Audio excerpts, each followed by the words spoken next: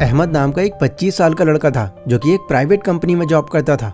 वहाँ पर उसकी मंथली सैलरी 40,000 रुपये थी, जो भारत के अंदर एक अच्छी इनकम मानी जाती है। हालांकि अपनी इस इनकम से अहमद भी काफ़ी खुश था, लेकिन उसके मन में एक डर था कि वो एक प्राइवेट कंपनी के अंदर है और ये कंपनी डिग्री से ज़्यादा हुनर को प्रायोरिटी पर रखती है। जहाँ कल को अगर कोई ज़्यादा हुनर वाला एम्प्लॉय उनको मिल जाता है तो वो पुराने एम्प्लॉयज़ को निकालने से पहले ज़्यादा नहीं सोचते। इसके अलावा उसके पास कोई भी ऐसा सोर्स नहीं है जहाँ से एक भी रुपया कमा सके वो। अहमद का वहाँ पर एक दोस्त था सुमित नाम का, जो महीने के 90,000 रुपये कमाता था।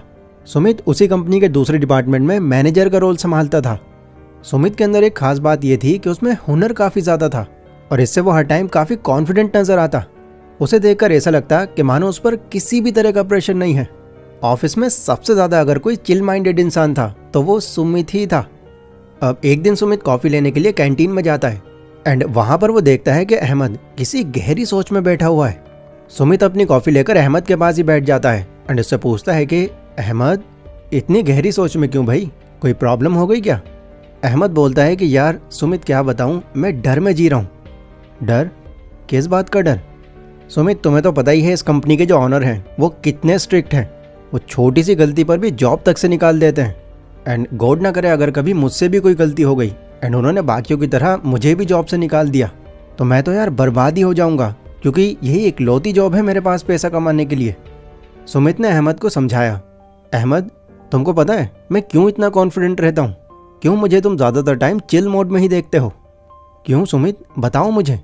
क्योंकि जिस डर में तुम आज हो, इस डर को मैं काफ़ी टाइम पहले बहुत पीछे छोड़ चुका हूँ। मतलब? मैं समझा नहीं। देखो, तुम्हारे डर की मेन वजह क्या है कि ये जो तुम्हारा एक लौता इनकम सोर्स है, बट मेरे साथ में ऐसा नहीं है। मैं ऑलरेडी अपने लिए इतने एसेट्स क्रिएट कर चुका हूँ कि अब मुझे जॉब सिक्योरिटी की भी टेंशन नहीं है, क्योंकि इन एसेट्स की वजह से अब मेरी मल्टीपल जगहों से इनकम आ रही है। एसेट्स?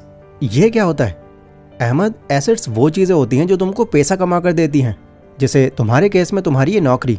बट प्रॉब्लम यह है कि तुम्हारे पास सिर्फ यही एक एसेट है। नहीं नहीं नहीं नहीं, अगर ऐसा है तो मेरे पास एक और एसेट है, मेरा बैंक अकाउंट, क्योंकि वहाँ पर मेरा पैसा हर साल 4% से ग्रो हो रहा है, वो भी मेरी बिना इन्वॉल्वमेंट के। यह है ना मेरे लिए एसेट।